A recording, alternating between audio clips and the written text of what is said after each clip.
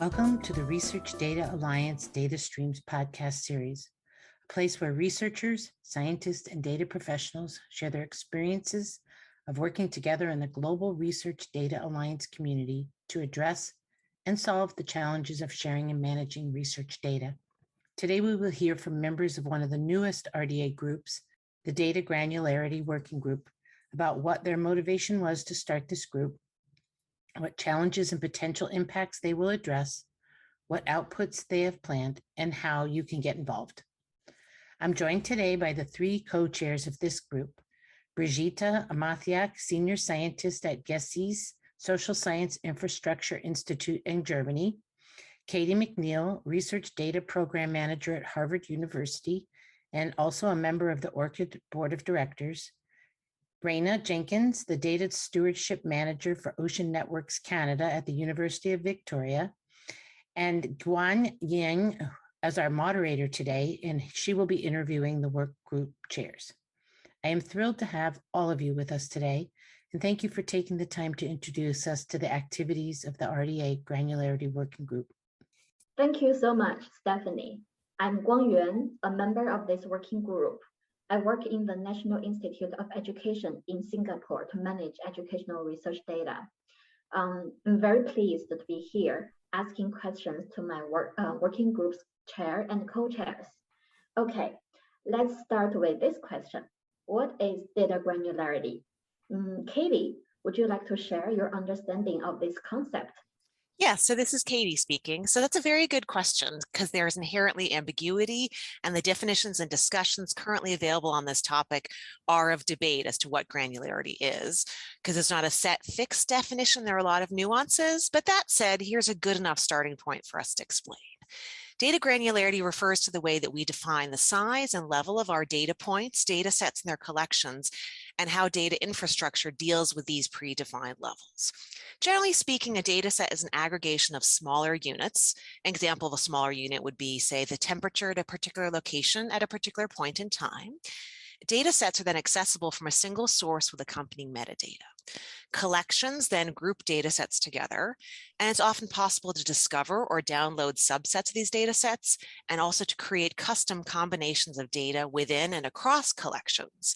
Things can get even more complicated when considering collections that may include data sets from more than one repository.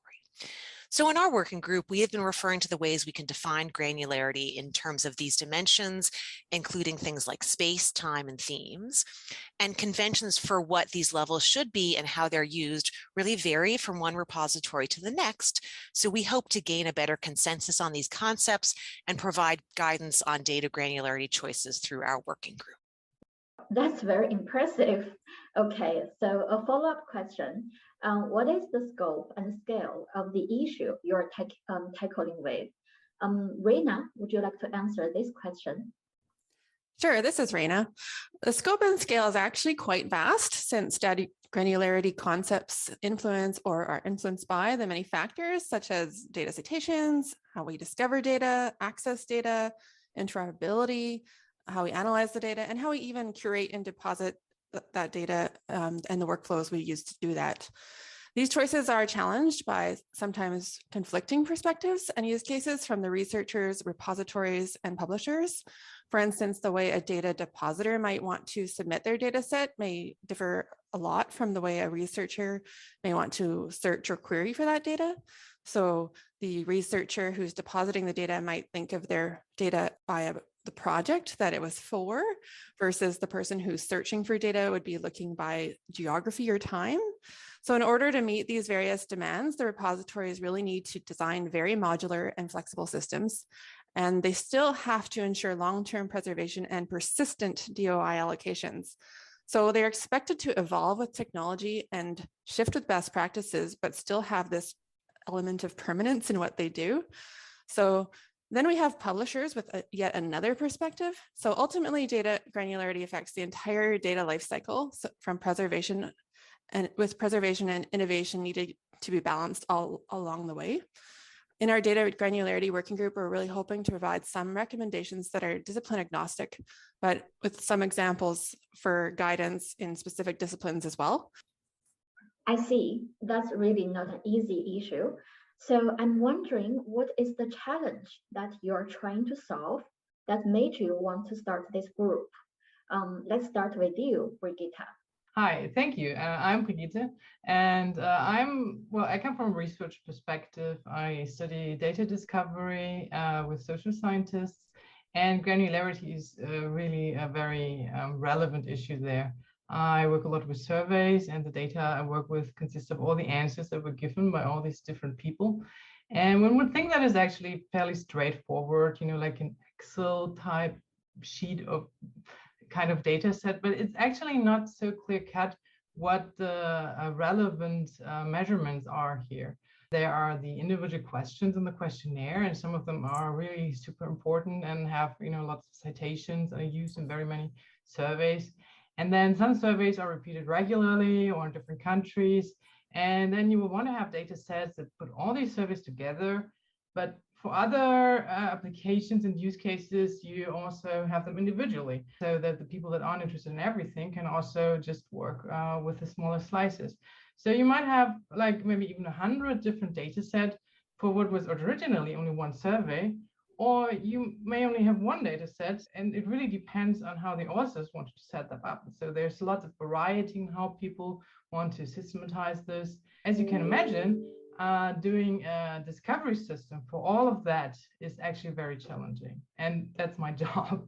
So imagine, like, for that I work a lot with library systems, and the advantage of library systems is that all books are more or less the same size, and data sets are really very, very different in that some are really small and some are huge. Some are very similar to each other, but not exactly identical. And so there's lots of challenges that is really super interesting, and I could talk about this for a long time. One of the things that I really love about this group is that there's all kinds of other people that have similar problems and challenges in their domains. And what we do a lot is that we just talk about what everybody's been doing and what kind of solutions they have. And yeah, it's really nice to just be in the group and have someone who is also like working on these things. Thank you, Brigitte. Reyna, same question to you. Can you share the challenges that you are trying to solve? Thank you. I became especially aware of the importance of this data granularity topic when we were making decisions on our data citation applications at Ocean Networks Canada, since I wanted to really ensure our approach was consistent and sustainable over the long term. Although we decided to follow guidance that was already available from the RDA Data Citations Working Group for dynamic data and query subsets, these recommendations don't specify exactly how to define a data set. So we needed to really think carefully and evaluate that aspect of how we implemented it. One consideration for DOI allocations is our ability to collect metrics in a way that would be comparable within our own repository, but also in comparison to data sets that are published elsewhere. The interoperability question is really key, since oceanographic data is aggregated often by third-party portals and of course merged by the data users when they're doing their own research. So when we looked at data granularity best practices, these became really important to have developed at an international scale so that we have increased consistency within the discipline, but also some at least higher similarities across disciplines. Right now, we're in the process of figuring out our approach for data set collections, which are becoming increasingly high priority at our institute. But this is also a very emerging topic in the broader research data management landscape and publisher communities. Beyond that, these choices factor into our repository choices and features for how we allow users to discover data and how we provide metadata. For example, at Ocean Networks Canada, we operate cabled ocean observatories, and this requires swapping instruments out for maintenance and calibrations. So we decided to consider each deployment of an individual instrument as a data set, whereas the sequence of that same instrument over time at that given station will be thought of as a dataset collection. This allows us to have granular metadata for that specific deployment, including the attributions for the parties involved. It also means that if one deployment needed versioning because there was, say, an issue with calibration on that instrument, the entire multi-year time series does not need a new DOI, but only that specific subset. Another example that we have is vertical profiles of temperature, salinity, oxygen, and other variables. And so each cast or profile as they are called, has been deemed to be one data set, whereas all casts at a given latitude and longitude are considered a collection. So those are some examples that we are facing at Ocean Networks Canada, and one of the main reasons I'm really looking to participate in this working group. Thank you, Reyna, for the super detailed sharing. Next question, where are you in the stage of your group's work? Katie, can you answer this one? Sure, happy to. So like many RDA groups, we're doing our work in 3 phases. Right now, in our first 6 months of getting started, we're focusing on gathering information about the issue. Then the second 6-month phase will move into writing up our recommendations into a guideline document and formal use cases. And then in the final phase, we will share those outputs for feedback, as we're really keen on ensuring that this works best for the community. So please stay tuned for that, because we will really want to hear from you. So right now, what we're doing in our first 6 months gathering phase, we're working on 3 main projects, each led by one of the co-chairs. The one that I'm leading, with a group of committed volunteers, including Guangyuan here, thank you, is working on compiling and writing a set of use cases on data granularity. These are intended to describe scenarios in which the granularity of the data involved is significant, to inform the kinds of features the data infrastructure needs to support across all areas of the research data lifecycle where data granularity comes up: discovery, access, interoperability, analysis, citability, and curation. For example, take data citation. Many repositories have been contending with a level at which they enable and provide structured citations for data using a DOI registered with DataCite, for example. In addition to citation for an entire data set, to what extent should data repositories enable formal citations for custom data sets, individual data points, and/or files compiled by multiple different data sets? These are debates. Given the complexity of the field, our use cases are designed to surface important questions for consideration as much as to provide any answers. And now I'll pass it to Brigitte, who will talk about a survey that she's running.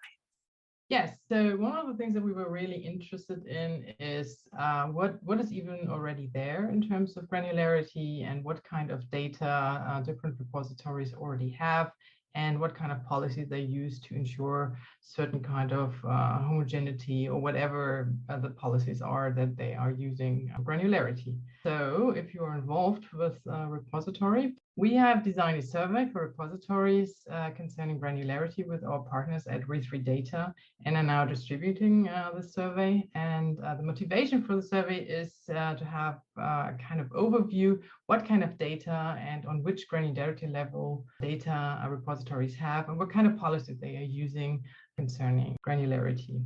So if you are involved with a repository and you haven't filled out the survey yet, please consider doing so. You can find all the information you need for that on our website. And now, Reyna, what are you up to?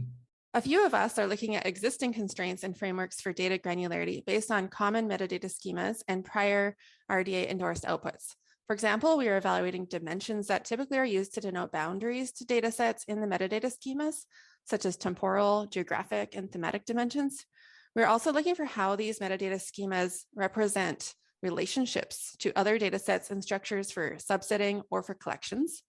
In terms of prior outputs, we have seen numerous groups that acknowledge the need for better granularity guidance, although there is, at this point, still not anything defined for how to exactly do that. We do find that there are terminology in groups like the RDA Data Foundation and Terminology Working Group that we can build upon. And so we do hope to take in their inputs as we go and build on what's come before us. Okay, thanks everyone. Following what Reyna was saying, I'm wondering, how does this granularity work build on previous work in the community? So Katie, would you like to say more things about this? Yes. So as I mentioned, granularity is interrelated across nearly the full range of RDA groups and topics: discovery, access, interoperability, analysis, citability, and curation. And so really a key part of our work is collating and building on these other groups' work, not reinventing the wheel, and presenting the full set of issues in a unified way through the lens of data granularity.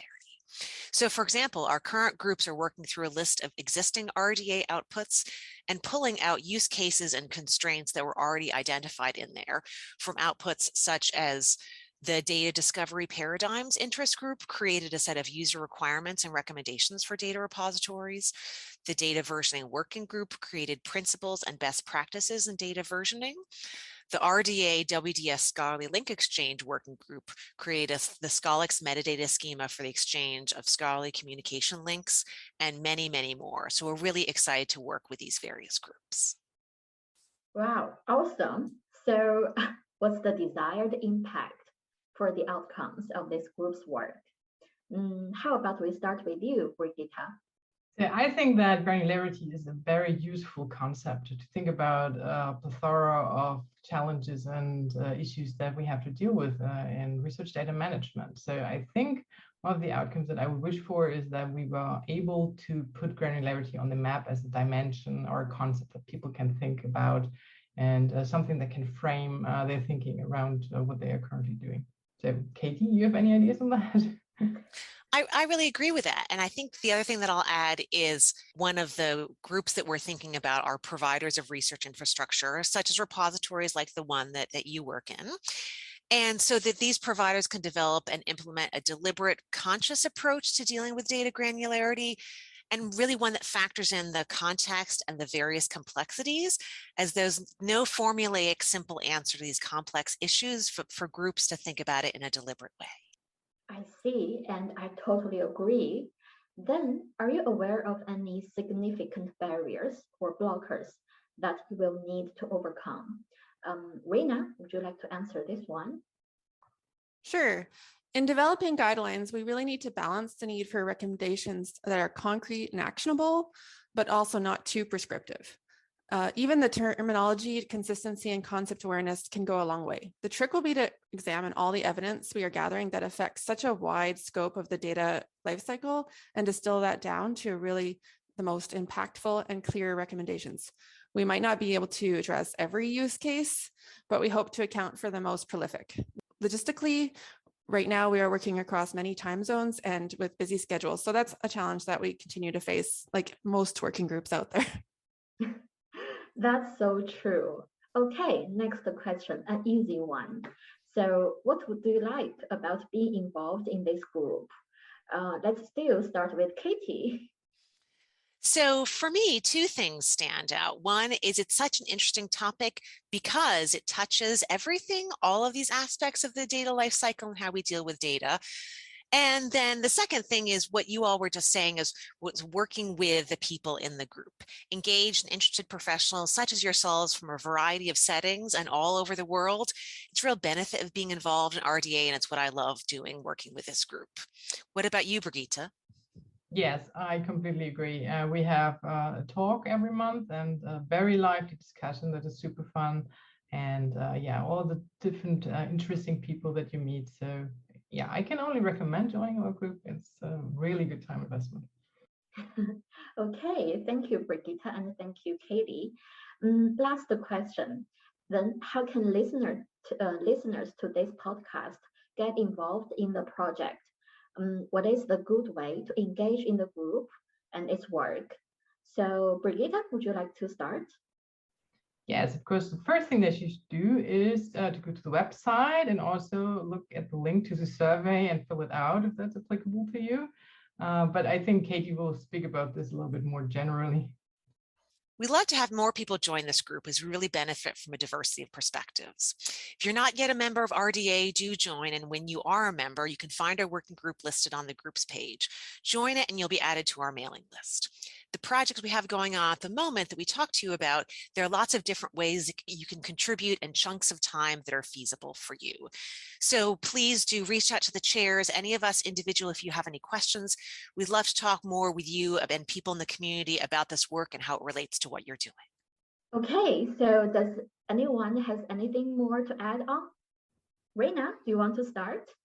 I think we've covered all what we needed to say here today, but thank you. And we've had a wonderful time being a part of this podcast. Yes, thanks so much to everybody in Guangyuan for moderating. Thank you. And thank you, the dear listeners, for staying with us this far, and have a nice day. I think that's all for today.